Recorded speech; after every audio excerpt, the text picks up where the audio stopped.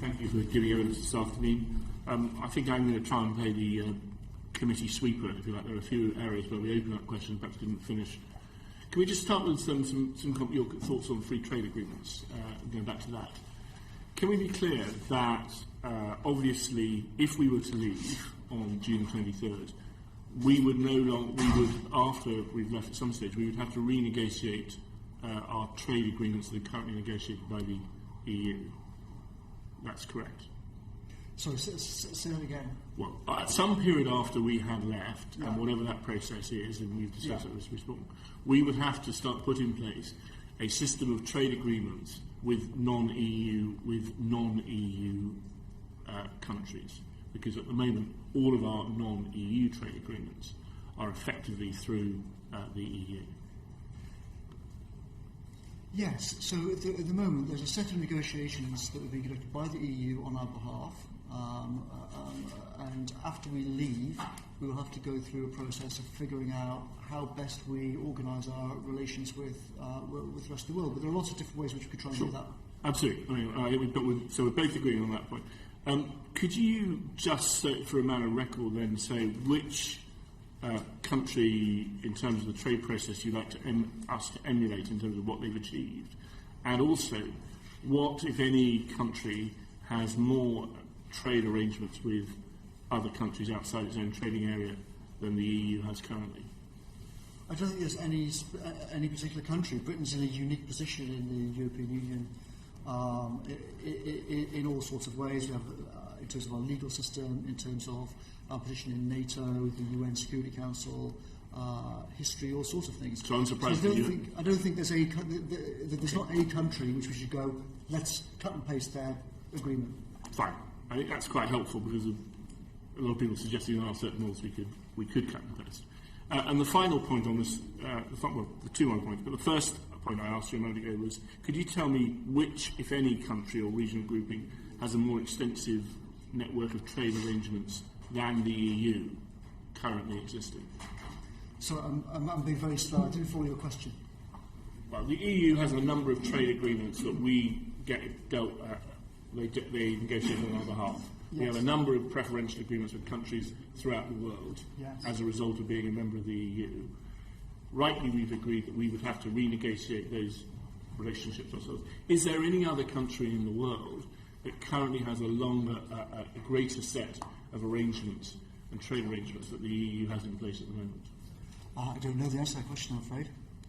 So if I was to tell you it was no, would that... it tends to argue that the process for renegotiating our trade agreements is going to be longer than the process that's currently in place, and longer than the process that, and likely to be less beneficial than if we were to stay in the EU. That assumes you have to redo everything from the start, and I don't think that's a reasonable assumption. These things already exist. Various countries like Korea and whatnot have already said that if we do vote leave, that we'll keep going with the current arrangements. So I don't think it's not this case that we have to redo all the work that's already been done. And I think that's a perfectly fair summary. But there is also clear that a number of countries would want us to start entirely new bilateral arrangements. That may happen. We'll have to see, won't we? So if one of those bilateral agreements, so let's flip it the other way around, in terms of the trade agreements with the EU, and we look at it, although we've agreed that we don't want to emulate any particular country, say we were to take the Canada style of trade agreements, the problem with some of these agreements is that, do you envisage how would the UK not have to emulate or follow the standards that are already set inside the EU with one of those trade agreements? Because either we have to say, trade with us and you've got to accept our standards, or we have to say, we'll trade with you, but we're going to buy your standard, we'll accept your standards. And that just seems to me that we're not doing anything in terms of the regulatory burden, which is a key part of your argument. So I think you're far too clever for me, and I can't follow your questions at all. No, I'm probably far too stupid, which is probably the problem. But let me try one more time. So, flip it. We've talked about trade agreements as if with non-EU companies. I'm now saying we've agreed already that we don't want to follow any particular country in terms of that style of trade agreement. But I'm saying, for a lot of trade of those agreements, we will have to make a decision We will trade with the EU. I think that's pretty clear. I mean, we don't need to worry about what Project Fear is saying about that. But we will trade with the EU. But we will have to make a decision, won't we, saying these are our standards and we're going to export them into the EU, or we're going to say here are the EU standards, we're going to change our model to adopt those EU standards. And what I'm not clear about, because I think, and I'll come on to it again in a moment, one of your key arguments is that one of the good reasons for it is we get the chance to set our own regulatory burden. And all I'm saying to you is that under that trade agreement, we don't seem to be making any we don't seem to be changing the status quo or to any benefit in the regulatory burden. I think a couple of points. One, as I said before, increasingly the rules are being set at the global level. So one of the great advantages of voting to leave is that we will reclaim our seat where we're currently represented by the European Union and make our case at the global level for where these regulations should be. And we will be sort of higher in the food chain, so to speak. So if this is the global level, and here's Britain and here's the European Union, instead of fighting and losing in a system here at the European level, where we only have about 8% of the votes and the Eurozone has a majority, we will regain our voice here and influence the things that are passed down. So I think that will be one great advantage to the country after we vote to leave. But also I think that overall you'll have a more flexible economy, because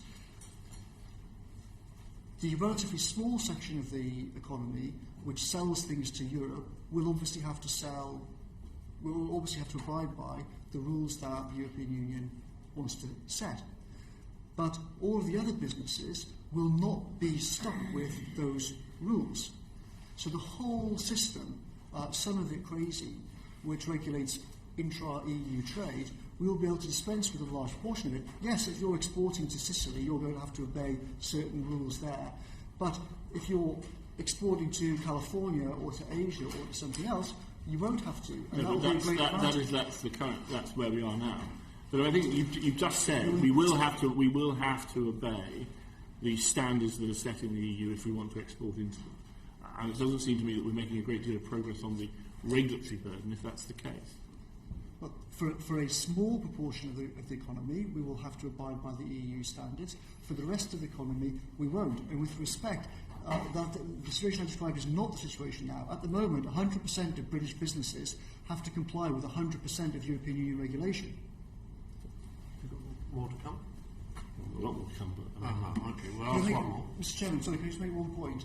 Obviously, originally, I was only asked to come in for an hour, and because the other guests haven't turned up, I've stayed to answer more questions. There's two more colleagues I've now who've missed got to come at in. least one set of meetings, now I'm about to miss another set Well, of I'm meetings. afraid that's what happens when Parliament calls. Stephen Hammond, have you got any more? Well, very quick. I mean, we spoke, in response to Mr. Garnier, you spoke a lot about, I think, the financial sector, or it may have been to Richard Reeves, about the financial services sector.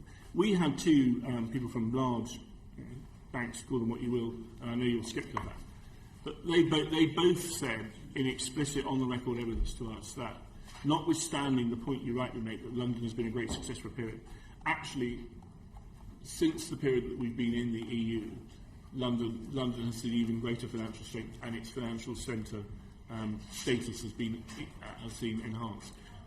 Should the committee take it that those individuals are either misguided or misrepresenting the facts to this committee?